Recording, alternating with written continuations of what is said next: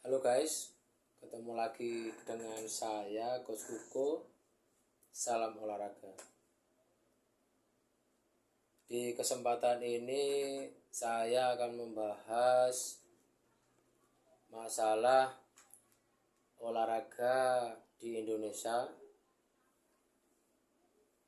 Kita tahu bahwa olahraga di Indonesia sudah sangat-sangat maju, sangat-sangat luar biasa. Itu bisa dibuktikan dengan event-event olahraga skala internasional, bahkan Piala Dunia akan diselenggarakan di Indonesia. Itu menurut saya sangat-sangat hebat, sangat-sangat luar biasa. Itu sebagai semangat kita untuk benar-benar bisa memajukan olahraga di Indonesia. Yang baru-baru ini terjadi dan akan dilaksanakan, kita ditunjuk FIFA untuk menyelenggarakan sebuah event yang sangat besar, yaitu Piala Dunia U17. Itu menurut saya sangat hebat sekali. Dan juga ada Piala Dunia atau World Cup bola basket senior. Itu sangat hebat sekali menurut saya. Dari semangat ini kita memang diharuskan memang untuk segera prepare, terutama menyiapkan atlet-atlet kita bagaimana bisa nantinya bersaing di kompetisi-kompetisi sekelas Piala Dunia ini. Dan itu juga akan menjadikan semangat dari generasi, ya, bahwa contoh-contoh atlet atau mungkin permainan atau mungkin secara fisik, ya, secara nyata bisa dilihat di Indonesia, dan itu harus sebagai standarisasi atau mungkin sebagai contoh yang nantinya itu yang akan dituju itu fisiknya harus seperti ini. Atau mungkin kalau Piala Dunia basket, ya itu syutingnya itu harus seperti ini, layupnya harus seperti ini, permainannya harus seperti ini, ya. Dan sepak bola pun juga sama nantinya sebagai acuan, ya, itu bisa dilihat dengan dekat itu, tanpa kita jauh di negara-negara lain. Itu menurut saya sangat hebat, sangat luar biasa, dan kesempatan untuk generasi untuk melihat. Nah, oleh sebab itu memang harus ada dukungan dari berbagai pihak, ya, terutama dari kombinasi, ya. Nah, ini harus menyatukan itu kan, menyatukan, saling koneksi itu antara akademisi dan praktisi. Memang ini harus benar-benar diperhatikan, yang memang itu harus benar-benar ditingkatkan lagi, ya. Karena saya yakin untuk menyiapkan atlet di kelas dunia itu ada beberapa hal yang memang harus dikembangkan, dan seorang akademisi pasti akan mengembangkan itu dengan, ya, tekniknya dalam research itu menggunakan R&D, ya, mungkin metode latihannya. Itu sebagai rekomendasi kepada praktisi-praktisi bahwa ada pembaharuan di situ, ya, ada pembaharuan di situ yang memang harus diberikan, ya. Itu secara metode, secara alat mungkin, ya, itu harus berkolaborasi, ya, berkolaborasi itu antara praktisi sama akademisi. Tuh. Nah, di sini memang kalau dari saya sendiri ada rekomendasi juga dari saya, terutama masalah apa sih yang harus dikerjakan cepat, itu kan dari akademisi, biar nanti bisa juga merekomendasikan kepada praktisi atau mungkin pemerintah nantinya bagaimana cara mengembangkan atlet, terutama fokus apa yang memang harus dikembangkan, karena memang atlet kita sebenarnya sudah sangat bagus ya, semangatnya juga sudah bagus ya kan, tapi memang untuk mencapai itu ada sesuatu hal, nah ini yang memang harus diperhatikan. Tidak bisa kita langsung main, kita seleksi terus setelah itu nanti ada pelatih yang memang sudah bagus, nah, tapi sesuatu hal ini faktor-faktor yang bisa menunjang lebih. Nah, itu rekomendasi dari saya. Yang pertama yang harus dikembangkan yaitu tentang VO2 max. Nah, yang pertama ini kenapa saya merekomendasikan masalah VO2 max, karena memang segala sesuatu itu didasarkan pada ketahanan fisik dari seorang atlet. Nah, yang mungkin kita tahu VO2 max ini memang ada metode-metode tes yang berhubungan dengan tes VO2 max gitu ya. Tapi mungkin dari akademisi mempunyai riset R&D ya, riset and development ini, bagaimana bentuk-bentuk latihan yang bisa mengembangkan kardiovaskuler ya, latihan kardio itu. Nah, mungkin alat-alat yang bisa diciptakan, nah itu bisa didiskusikan ya. Yang pertama masalah tentang VO2 max. Yang kedua, kecepatan reaksi ya, kecepatan reaksi dari atlet. Nah, ini setelah tahannya bagus, reaksinya bagus dengan juga pemantauan alat. Nah, kemarin saya melihat dari profesor saya sangat luar biasa, itu memang ada alat untuk mengetahui kecepatan reaksi dari atlet ya, dengan rangsang cahaya ya, dan dari suara tuh. Nah, itu di situ tahu, jadi langsung benar-benar berapa detik atlet itu bisa mempunyai reaksi terhadap suara sama cahaya itu juga ya. Mungkin kalau yang kedua saya tahu waktu saya student exchange itu ya, itu kecepatan reaksinya itu dengan cahaya, yaitu itu biasanya juga bagus buat kiper ya kalau sepak bola, itu dengan alat tap gitu ya. Nah, itu kecepatan mata melihat itu dengan gerakan tangan ya. Itu. Nah, hal seperti ini yang memang juga harus dikembangkan ya, itu kecepatan reaksi.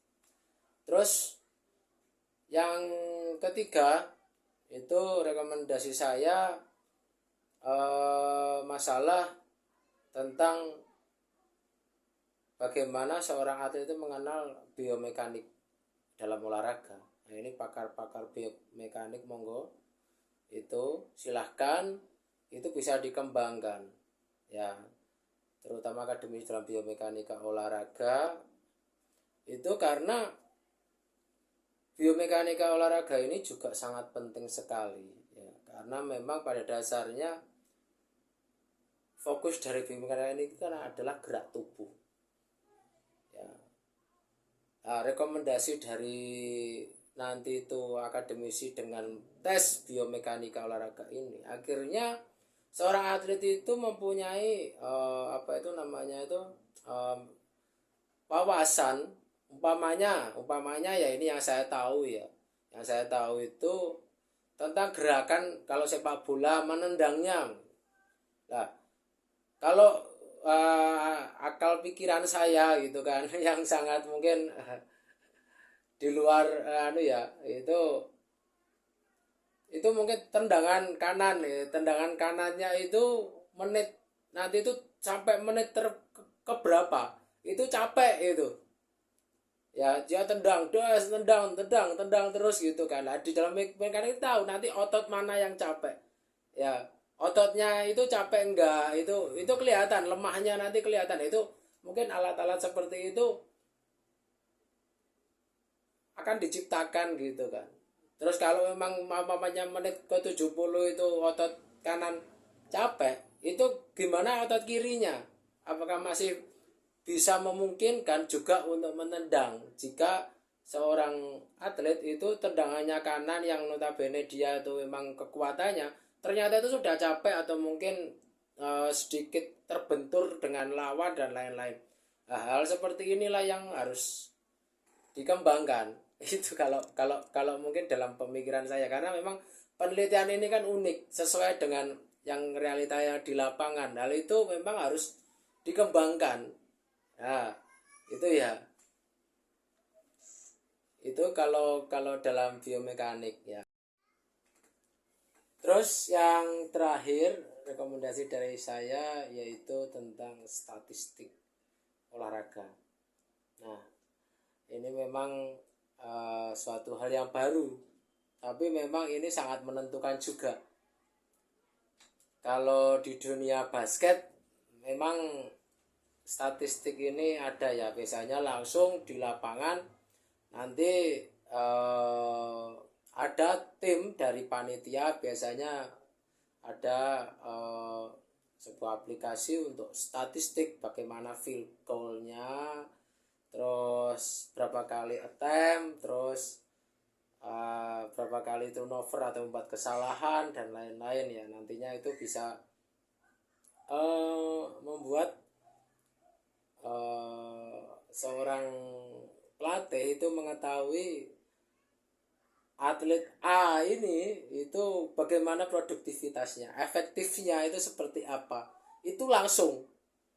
Pamannya kuarter 1 ternyata sekian. Itu per atlet ya, itu sudah ada. Itu. Jadi ternyata atlet A ini tidak on fire gitu kan.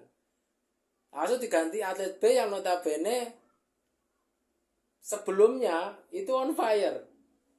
Itu. Dan bahkan mungkin di menit-menit ini atlet ini on fire-nya itu di menit ini. Itu ada. Itu guna dari tim ya. Gunanya tim dari statistik. Itu sangat-sangat penting lah. Ini di sepak bola menurut saya itu harus ada namanya tim statistik seperti ini. Saya yakin kalau dia ditampilkan di event-event olahraga sepak bola itu kan ada cuma field goal-nya, tembakan, shoot-nya dan lain-lain. Nah, ini enggak. Harus perorangan di tim. Itu ada memang khusus tim statistik. Ya. Dan saya membayangkan tim statistik ini itu per posisi, umpamanya dari pemain belakang atau mungkin sayap, tengah, main tengah atau mungkin main depan. Itu ada di situ. Jadi seorang pelatih nanti itu dimudahkan memilih atlet itu benar-benar perorangan. Karena tim statistik ini kalau menurut saya itu seperti memang keadaan di mana kita itu dapat menentukan penentu bagaimana memilih atlet pada saat itu, dan itu by data ya. Jadi benar-benar by data gitu. Tidak hanya kita itu mengawasi secara kasat mata langsung gitu kan, tapi dengan by data, dan itu perorangan. Nah, hal-hal seperti ini memang harus juga dikembangkan ya, saya yakin karena sudah ada mungkin asosiasi ya statistik olahraga atau itu menurut saya silahkan monggo dari akademisi statistik olahraga itu membuat aplikasi atau metode bagaimana mengetahui atlet. Nah itu harus dikolaborasikan, didiskusikan ya dengan praktisi, karena saya yakin praktisi ini juga akan mempunyai masukan juga dari segi pengalaman beliau-beliau di lapangan gitu kan. Mungkin ya pelatih-pelatih itu apa yang dibutuhkan, yang harus dimasukkan nantinya dalam aplikasi statistik itu tentang apa aja nantinya by data. Nah ya memang agak begitu kayak seakan-akan membayangkan tuh rumit, tapi memang ini benar-benar fundamental kalau menurut saya. Yang saya rekomendasikan ini adalah semuanya fundamental ya. Apalagi kita memang sudah sangat-sangat hebat ini, kita harus dorong lebih gitu. Ini mumpung menurut saya ini waktunya itu sudah waktunya untuk memang mengembangkan juga dari sisi akademis ya. Karena kolaborasi ini menurut saya yang akan nanti membuat timnas Indonesia itu dari semua cabang itu akan menjadikan majunya itu sangat-sangat hebat. Dan juga kalau kita bilang itu mempertahankan itu susah, tapi karena mungkin by data kolaborasikan dengan akademisi, saya yakin mempertahankan itu tidak susah itu kan. Nah ini kalau pandangan dari saya ya, ini ala coach Kukuh gitu. Nah mungkin untuk pembahasan kali ini cukup sekian gitu kan. Nanti kalau ada pembahasan lain yang memang harus saya tambahkan nanti di konten-konten berikutnya. Oke, seperti itu. Tetap semangat berjuang untuk kemajuan olahraga Indonesia. Salam olahraga.